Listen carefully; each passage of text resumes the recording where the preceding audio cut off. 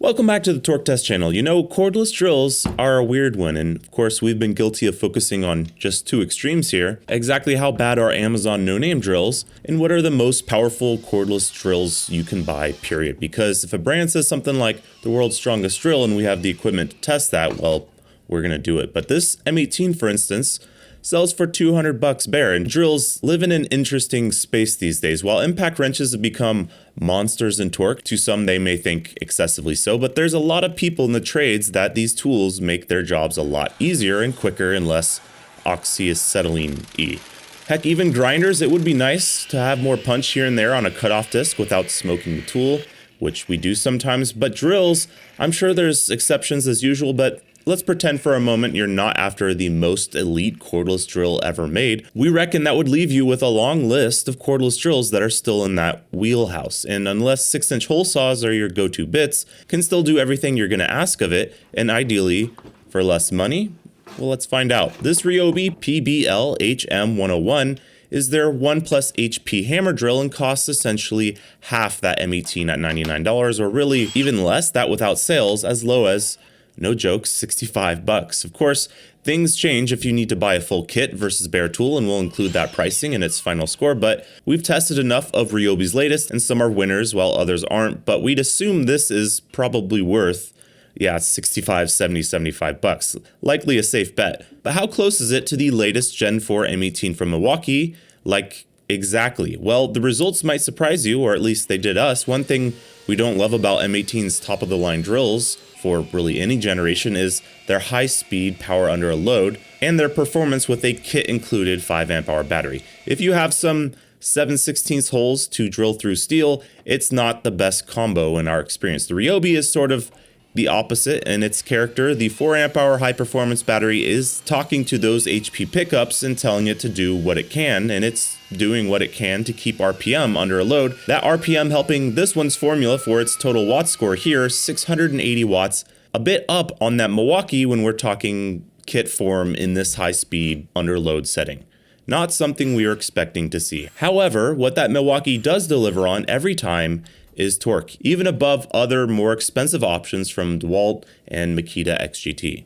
On our brake dyno, which measures torque from anything, your arm, a torque wrench, these drills, by running this automated master cylinder and registering pounds of force a foot away from center axis, we can determine if high-speed watts, or basically total power under load, is its strong suit. This is the unfortunate other side of the coin, and low here, only mustering 16.2 foot-pounds, a record low for a name brand drill on the channel. More not included in kits, higher performance batteries coming up, including for the Milwaukee, which is a drill that famously craves those. But let us introduce you to a fan favorite, or really just often requested in our comments, Parkside, that power tool brand from the grocery store chain Lidl, found in primarily Germany or Europe, also selling very competitively priced tools, even well under the Ryobi in price in this case. We don't have any where we live, but we did find this new kit on eBay and scooped it up. We've also tried buying other brands from overseas for testing, but they keep canceling our orders each time due to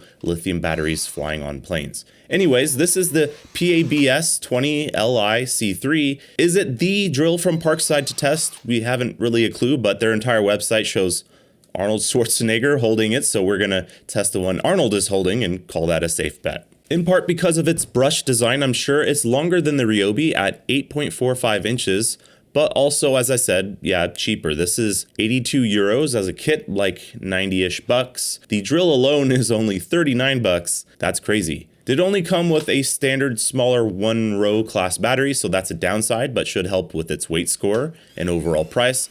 Let's see how it does.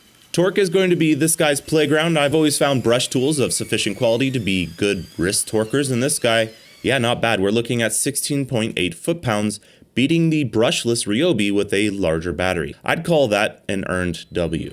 When we're measuring watts output and high, yeah, ouch. Just turning the load tester on at what I felt was a low level caused this guy to struggle out the gate, eventually maxing out at around 330 watts, and some smoking indicating that it wasn't altogether happy about that either. But what if you do want to buy from one of the top brands in the game, or just own those batteries and don't want to spend the money for their top model? Well, I might suggest to you the DeWALT in that case, because their top tier DCD999 and 998 are not their latest stuff. And due to those being 3-speed gearboxes are quite long, quite pricey, and don't fit everywhere. Instead, we think the DCD805 here fits in a nice little sweet spot. Later tech, shortest drill on the day by some margin at 7 inches long, and depending on where you buy it, is a bit cheaper or a lot cheaper than their DCD999, down to about 120 bucks. Proportionally, this feels like DeWALT should be making these days, but comes with this size and price, a downgrade in power as well, 850 unit watts out according to DeWALT, down from 1,000 to 1,200 on their top tier.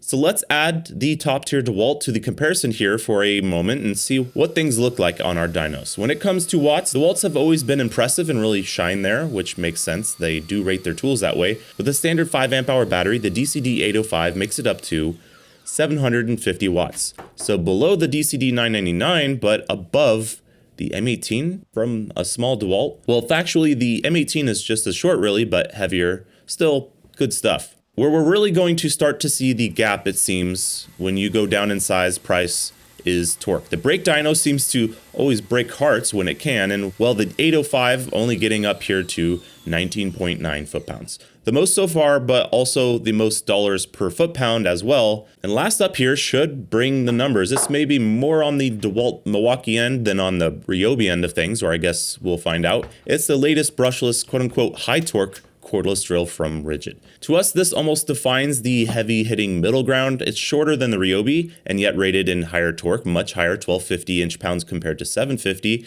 It costs more as a bare tool than the smaller DeWALT, and yet still cheaper than the DeWALT when you buy it as a kit. It's rated between the Gen 3 and Gen 4 M18 drills, so it feels like it's in that middle ground. And totally subjectively, the grip on this feels the best overall, and we feel that unlike an impact wrench or even often an impact driver, where you're letting the tool do a lot of the work and you're more of a passenger, a drill requires a lot more direction and leverage applied to it, so that means something. The light DCD805 probably takes that overall in usability, especially if you were to put a small power stack on it, which by the way performs the same as a 5 amp hour traditional battery number-wise here, but the RIDGID is actually really nice to use right out of the gate. And if you're TTI watching, close your eyes, because we don't need you downgrading any more RIDGID tools because they're getting too close to pricey red offerings. But somehow this guy puts up a full 890 watts with the 4 amp hour max performance type battery.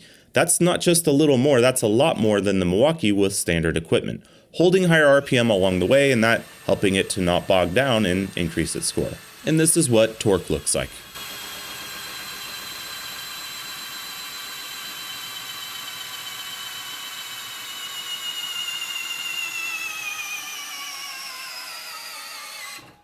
Quite a gap here. The M18 is a torquey one, 25.9 under 35.1. Percentage-wise, that's quite a gap.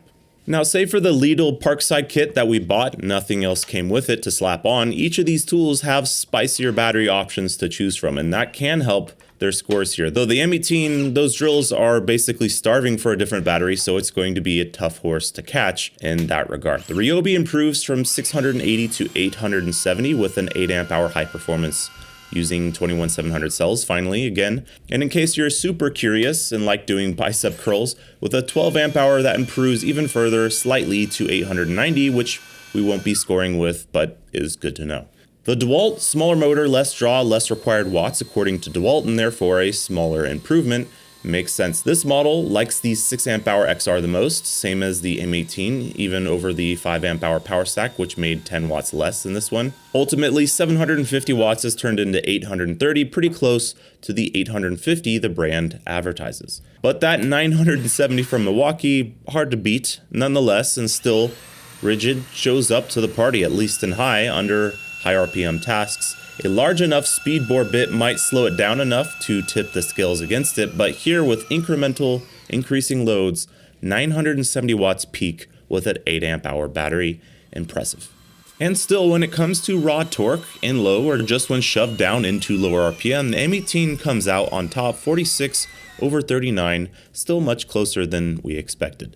The DeWALT seeing a small gain from 19.9 to 22.4, and the Ryobi a bigger gain and yet still not able to match the smaller DeWALT with 21.6 foot-pounds. We also measure these tools watts and low, and a summary of that can be seen here. What we found is in both cases of the TTI made Ryobi and RIDGID, they came somewhat close to the M18 again, with a gap opening once M18 could quench its thirst with a larger battery.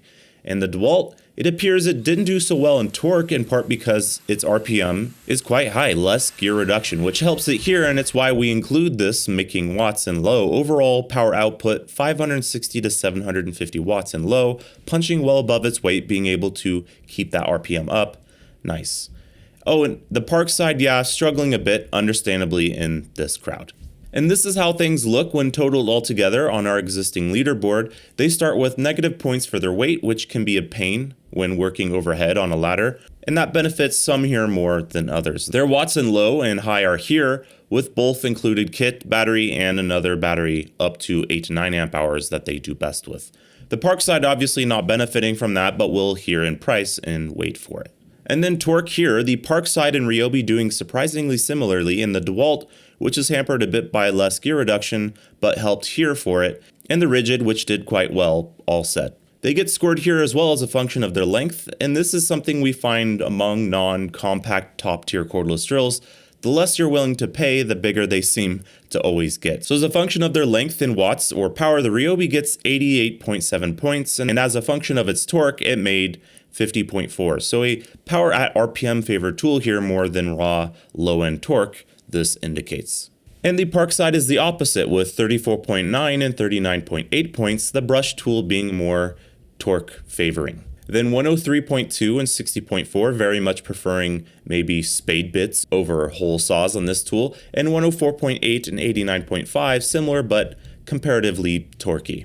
Now for the purpose of this episode, how does that compare to their cost? Using the cheapest we could put these together with non-time sensitive sales or BOGOs as usual, as a function of their price, that's 139.8 points for the Ryobi, very good. 102.7 for the $90-ish Parkside, 117 for DeWALT, which is priced above the RIDGID here as a kit because the cheapest we could put together was using a 5 amp hour power stack starter kit, the RIDGID here getting 131.8.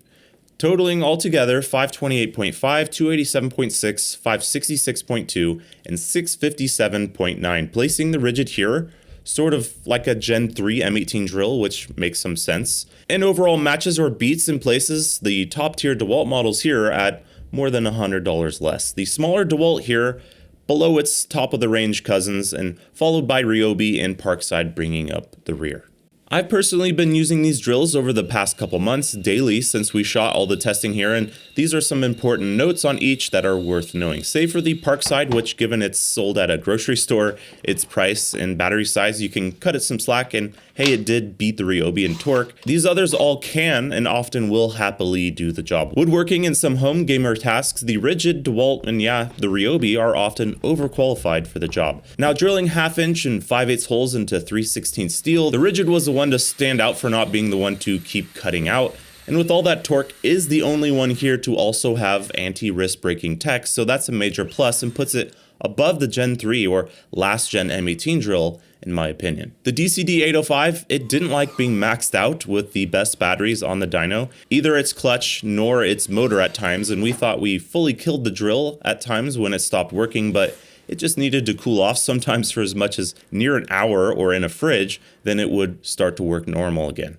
Only Flex has really behaved like that for us before, so a bit of a weird one. But I find it is the nicest models of these to use on wood projects and fixtures, just especially with smaller batteries. It's like a featherweight that keeps up with much larger models.